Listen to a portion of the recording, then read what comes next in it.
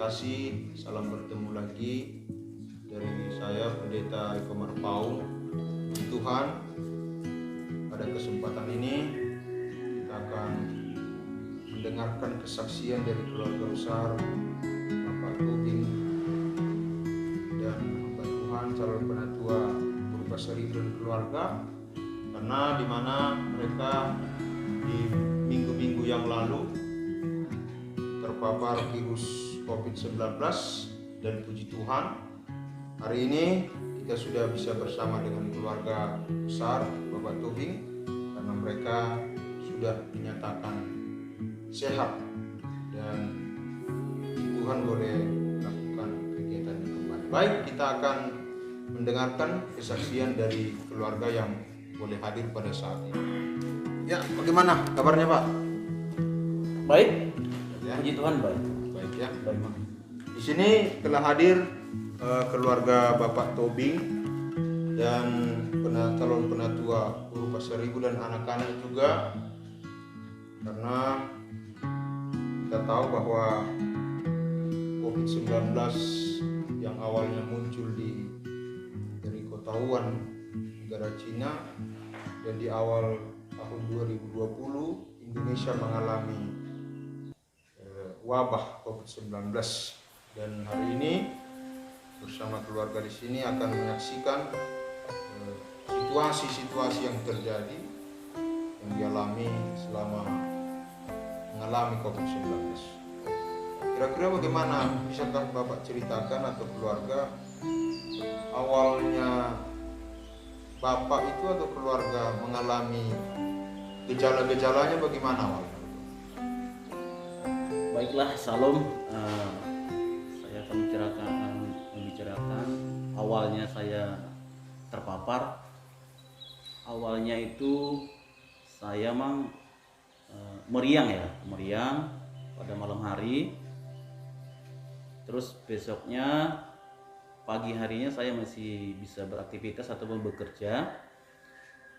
Dan hari pertama dan hari kedua itu sudah mulai terasa, sudah mulai ada demamnya,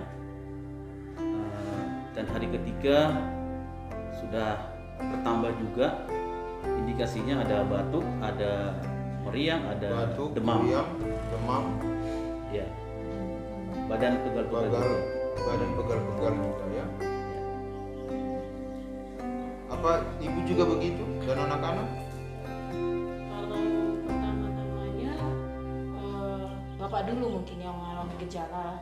Setelah 3 hari Bapak mengalami gejala, kemudian saya baru merasakannya 2 hari kemudian, mulai merasakan demam, meriang, dan badan terasa pegal-pegal. Baru masuk hari ketiga mulai ada batuk dan perasa dan penciuman hilang. Perasaan penciuman hilang ya. Nah, setelah itu langsung dicek atau selang beberapa hari dan setelah ketahuan kena COVID atau setelah dites, gimana perasaan keluarga? Awalnya seperti ini. Jadi 3 hari gejala itu, pada malam hari ketiga itu kita langsung ke rumah sakit, langsung berobat. Ternyata pihak rumah sakit menganjurkan kita agar di swab atau antigen. Dan hasilnya sangat mengecewakan ya. Jadi positif COVID. Pada saat itulah saya dinyatakan positif COVID di rumah sakit. Setelah itu saya mengadakan isolasi di rumah, isolasi mandiri sekitar seminggu. Saya isolasi mandiri dan saya mengalaminya sangat lemah tubuh ya, lemah fisik, dan tidak bisa berjalan ataupun bergerak lama. Setelah seminggu baru saya melaksanakan swab pertama. Setelah seminggu swab PCR, ya. Dan hasilnya ya positif. Gitu ya. Nah, setelah dinyatakan positif, apa yang Bapak pikirkan pertama sekali setelah karena dari berbagai berita-berita bahwa ketika kena COVID-19 ini mengerikan sekali gitu ya. Apakah yang awal pertama yang Bapak rasakan setelah terkena COVID-19? Pada saat saya dikatakan ponis COVID-19, pada saat di rumah sakit sebenarnya ya saya shock juga ya. Jadi karena kok saya bisa positif kan seperti itu. Nah, walaupun sebelumnya saya sudah ada firasat untuk positif, karena gejalanya kan gejala COVID itu ya demam, batuk, pusing, pegal-pegal gitu. Tapi ya begitu hasilnya dari rumah sakit positif ya, saya semakin awalnya semakin drop kan, jadi ya tapi saya berpikir kembali ya ini harus saya jalani, dan bagaimanapun harus saya jalani, dan saya harus tetap semangat seperti itu. Karena situasi ini kan bukan hanya Bapak yang terpapar, karena Ibu juga dan mungkin was-was juga dengan anak-anak. Bagaimana perasaan Ibu waktu itu setelah waktu tahu dia positif, waktu di rumah sakit dinyatakan antigen, walaupun memang swab PCR belum keluar, ada perasaan gimana, ada perasaan cemas juga, ada perasaan takut juga, dan bertanya kenapa gitu. Tapi sekarang yang saya pikirkan waktu karena melihat kondisinya lemah, jadi saya nggak kepikiran lagi mau saya terpapar atau enggak. Yang penting bagaimana supaya dia bisa semangat supaya cepat sembuh gitu yang saya pikirkan. Jadi saya nggak berpikir juga memang di situ apakah saya akan terpapar atau tidak. Yang penting bagaimana caranya supaya sembuh. Itu yang saya pikirkan. baik saudara-saudara yang menyaksikan cuplikan ini, tentu orang yang sudah mengalami COVID-19 ya, sama keluarga ini mengalami demikian, maka memang kedua anaknya diisolasi mandiri di ruangan yang lain. Memang ada kekuatan yang menarik supaya mereka lemah dan tidak semangat lagi, karena bisa-bisa satu keluarga bisa diserang. Nah, tapi apakah yang dilakukan oleh orang-orang yang percaya?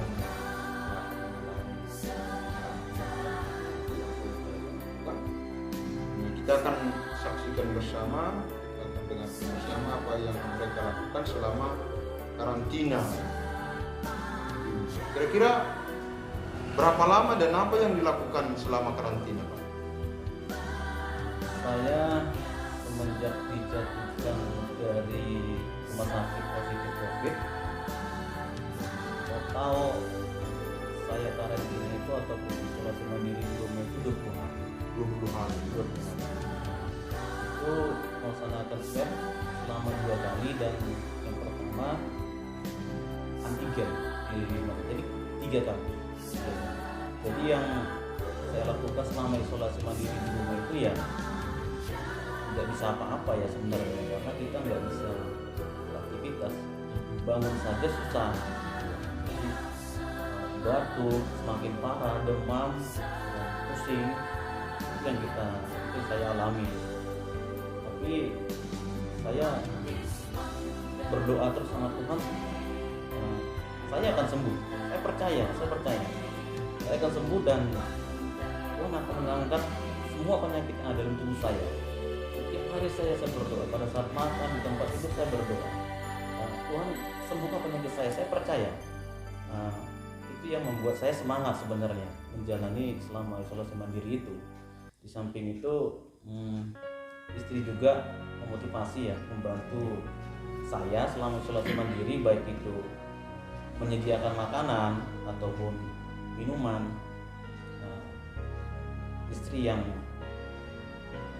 membantu saya dan memberi semangat, kamu harus semangat dan harus tetap sembuh, harus sembuh, seperti itu.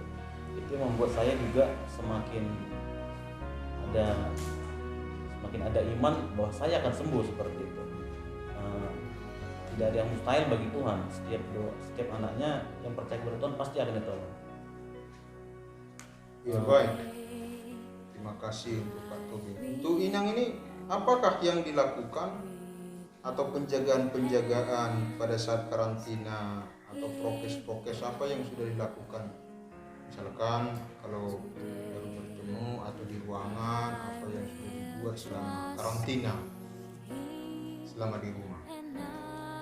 Ya banyak ya Mang ya. Pertama sekali mungkin kan shock juga, bingung juga harus bagaimana karena langsung kita mengalami hal-hal seperti ini. Jadi kita coba untuk cari-cari informasi dari teman-teman yang sudah pernah mengalami ini. Nanti cari pengalaman, Ya. cari orang yang sudah Pernah. berpengalaman. Indahnya di situ Amang. Jadi kita bisa sharing, berbagi pengalaman gitu. Jadi karena dari mereka ada banyak hal yang sudah mungkin yang mereka sudah sembuh, mereka kasih masukan seperti ini dan itu saya lakukan Amang di rumah. Karena mengingat kita nggak mau anak-anak juga terpapar atau terkena, ya banyak kita lakukan. Yang pertama tetap menggunakan masker. Jadi kami di rumah semuanya menggunakan masker. Jadi berbicara semuanya masker. Jadi masker ini tidak lepas hanya pada saat makan. Kemudian kedua kami menyarankan untuk kita semuanya rajin cuci tangan. Nah, rajin cuci tangan. Kemudian kita siapkan juga hand sanitizer. Jadi setiap misalnya nggak sempat cuci tangan menggunakan hand sanitizer. Terus yang keempat kita juga siapkan desinfektan. Jadi misalnya kalau misalnya kita keluar dari ruang kamar kita, misalnya di ruangan tempat kita berkumpul dan situ ada anak-anak, kita usahakan itu semuanya kita semprot dengan desinfektan. Ya. Setiap hari? Iya, setiap hari. Jadi misalnya tempat duduk itu pun bahkan misalnya tempat duduk ini kita gunakan untuk berjemur, itu selalu kita desinfektan. Setiap hari berapa kali disemprot? Berkali-kali mungkin gitu. Bahkan kebetulan memang saya juga mengalami memang gejala apa ini, tapi puji Tuhan saya misalnya masih bisa beraktivitas. Jadi rumah itu tetap juga saya jaga kebersihannya karena saya berpikir bukan hanya kami dua aja yang tinggal, ada anak-anak. Jadi rumah itu tetap dijaga kebersihannya, tetap juga kita bersihkan dengan bersih lantai dan juga kita kasih desinfektan. Jadi semuanya tetap bersih supaya anak-anak juga tidak terpapar. Mengenai soal makan juga gitu. Jadi makan itu mereka makan ambil, tapi semua sendok-sendoknya tetap mereka ambil sendiri gitu. Dan nanti kalau mereka selesai, jadi mereka nggak biasanya kan mereka mau nyuci piring sendiri, ini enggak. Saya aja yang ngerjakan semuanya. Jadi ruangan mereka berdua beda. Beda. Ruangan bapak berbeda, ruangan ibu saya juga sendiri. berbeda. Dan kebetulan karena kebetulan di rumah ada 2 kamar mandi, jadi kita bedakan juga. Jadi ruangan mereka. Kamar mandi juga ya, dibedakan. Kamar mandi mereka kami bedakan, kamar mandi kami juga bedakan. Walaupun kami sama-sama sebenarnya sudah kena, tetap juga di kamar mandi saya desinfektan. Jadi supaya ya jaga-jaga aja supaya tidak berkembang. Nah, ini pertanyaan untuk kakak Jovita atau dia juga bisa menjawab. Setelah bapak atau mama ada berita COVID-19, apa yang dirasakan Jovita? Sedih, takut juga. Jadinya berpisah pas masih. Oh, kalau makan berpisah, tidur juga berpisah ya. Nah, apakah tiap hari di kamar berdoa Kak Pio? Ya, Berdoa ya? Tidur, bangun tidur, makan juga terus setiap pagi berdoa ya. Itu anak-anak ya memang kekuatannya mungkin mereka takut, tapi mereka jangan tidak lupa juga untuk berdoa kepada Tuhan. Puji Tuhan. Nah, pada hari keberapakah bapak atau ibu dinyatakan sembuh? Kalau saya dinyatakan sembuh itu hari ke 13 itu sudah mulai, sebenarnya secara fisik sudah mulai mengalami peningkatan. Secara Hari ke-13. hari ke-13 itu sudah mulai sembuh. Jadi batuk itu masih ada tapi sekali-sekali, tapi demam sama sekali sudah hilang, pusing sudah hilang, indera pencium sama indera perasa itu sudah kembali normal. Itu hari ke-13.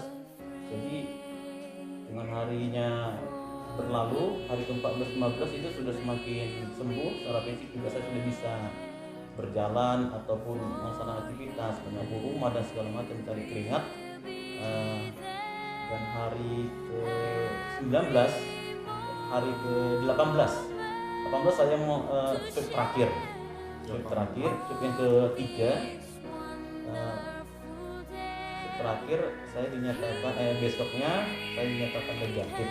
Hasilnya puji Tuhan saya negatif, dan keluarga juga di swab hasilnya negatif.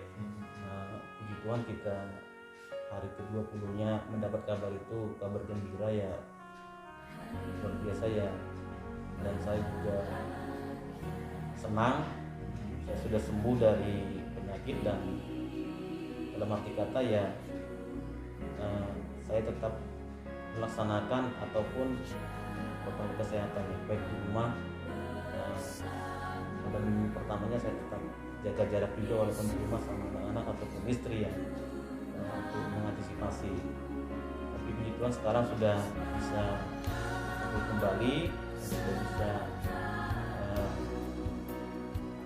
dekat dengan anak ataupun istri, sudah itu yang kita alami.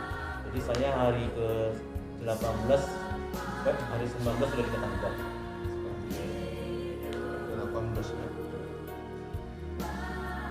Nah, untuk yang terakhir mungkin ya, sebagai orang yang percaya, bagaimana pengalaman iman setelah mengalami atau di tengah-tengah mengalami COVID-19? Apa yang dirasakan itu yang sebagai orang percaya?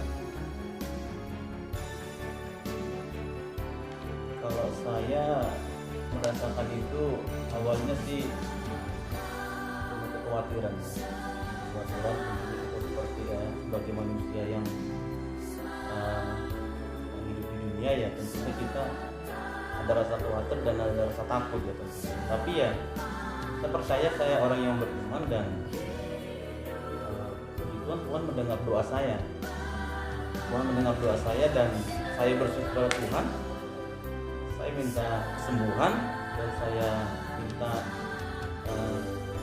normal ataupun sehat seperti biasa ya. Saya berdoa setiap hari dan Tuhan menjawab doa saya. Itu yang menjadi kekuatan dalam iman saya. Jadi ya tetap bersyukur kepada Tuhan. Tuhan akan mendengar. Mungkin dari mana? Saya sendiri mungkin secara saya shocknya kenapa bisa kami ini yang positif kan. Tapi saya nggak langsung down, nggak langsung patah semangat. Cuma saya hanya kasihan melihat dia gitu ya, bagaimana dia berjuang untuk tetap semangat melawan sakit yang dia rasakan gitu kan. Dan waktunya itu kan nggak singkat, waktunya lumayan lama lah gitu ya. Yang saya ambil itu gini, saya seperti kan tadi pertanyaan kenapa kami Tuhan. Nah sekarang pertanyaan berikutnya ini, oh Tuhan ternyata ini Tuhan sepertinya ingin melatih kami, melatih yang pertama kesabaran. Karena iya kenapa kesabaran? Karena lama nih memang. Biasanya kalau kita mengalami sakit flu, demam, itu 3-4 hari sudah sembuh. Ini kita harus merasakan sampai 8 hari, bahkan 10 hari kita harus merasakan sakit dan terbaring. Dan kita harus tidak bisa seperti biasanya bersama keluarga, menikmati bersama, bercerita. Kita tidak seperti biasanya.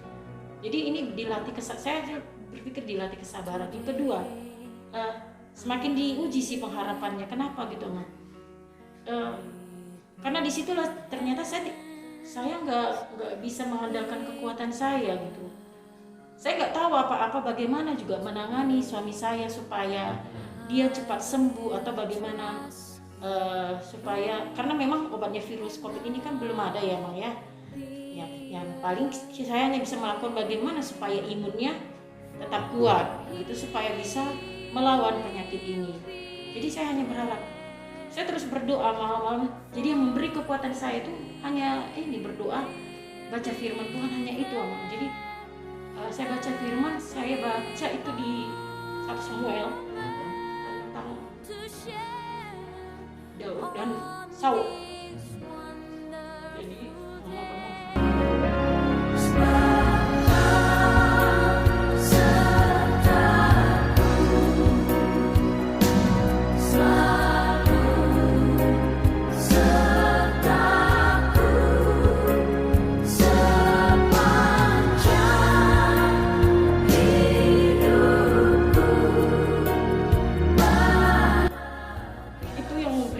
sama saya. Jadi Daud itu dikejar-kejar terus sama Saul karena Saul iri, dia kan iri ingin membunuh Daud gitu. Jadi dia memiliki perasaan takut, memiliki perasaan bagaimana supaya dia tetap hidup gitu kan ya Daud itu. Nah, jadi saya membandingkan dengan kehidupan kami gitu, membandingkan loh, kami sekarang mengalami penyakit dan saya pikir bukan hanya kami saja. Ada beberapa orang di luar sana yang juga mengalami COVID gitu kan. Jadi mungkin inilah yang Tuhan ingin berikan kepada kami gitu. Nah, Daud aja Tuhan pelihara. Kenapa kami yang nggak percaya, yang percaya sama dia pasti Tuhan pelihara. Jadi itu yang menguatkan saya. Pasti Tuhan akan bantu kami untuk melewati ini. Dan itu terjawabnya bagaimana? Dengan orang-orang yang ada di sekitar kita yang memberi dukungan, dengan orang-orang yang selalu mendoakan kita, dan orang-orang yang selalu memberikan support. Supportnya seperti memberikan masukan apa yang harus kita konsumsi, memberikan obat-obatan apa yang harus kita makan sehingga memberikan kesembuhan. Itulah pengalaman iman yang banyak ya, tidak sedikit tidaknya banyak membantu keluarga kami. Itulah yang saya rasa. Baik, saudara-saudara yang di rumah, mendengar bagaimana perjalanan apa yang dirasakan keluarga ini dalam menangani atau melewati masa-masa karantina, mengalami beberapa hari sampai 20 hari sampai menjadi sembuh. Dan puji Tuhan, memang pengalaman bersama Tuhan ini selalu terus berkembang, selalu dinamis. Bahkan setiap orang percaya juga harusnya mengalami. Tentu itu menjadi cobaan atau menjadi tantangan, tapi yakinlah bahwa Tuhan tidak akan pernah memberikan itu di luar dari kekuatan manusia. Firman Tuhan dalam 1 Korintus 10 ayat 13, pencobaan-pencobaan yang kamu alami ialah pencobaan-pencobaan biasa yang tidak melebihi kekuatan manusia, sebab Allah setia dan karena Ia tidak membiarkan kamu dicobai melampaui kekuatanmu. Pada waktu kamu dicobai, Ia memberikan kepada jalan keluar sehingga kamu dapat menang. Itulah yang dirasakan oleh orang-orang yang percaya. Mereka menanggung beban. Tuhan juga akan memberikan kekuatan. Itulah mungkin yang dirasakan oleh keluarga ini. Tengah-tengah kehidupannya, tentu juga bagi semua orang yang telah mungkin saat ini mengalami terpapar COVID-19, yakinlah bahwa sesuatu yang baik itu datangnya dari atas. Setiap pemberian yang baik, anugerah yang sempurna itu datangnya dari atas, dan itu adalah sesuai dengan kehendak Tuhan. Dan yakin bahwa Tuhan juga akan memberikan kekuatan kepada setiap orang yang bersandar kepada. Mungkin yang terakhir dari keluarga, apa yang harus dilakukan untuk penjagaan seterusnya, apa yang harus kita lakukan sebagai pribadi atau sebagai keluarga? Kami dari keluarga setelah dinyatakan negatif dan sembuh ya, kami berpesan kepada seluruh khusus jemaat GKPI ataupun seluruh masyarakat, ini wabah bukan di Indonesia saja tapi seluruh dunia. Kita tahu bahwa COVID ini bukan penyakit biasa, tapi boleh dikatakan siapa saja boleh disampai. Orang percaya dan orang yang beriman bisa diserang juga.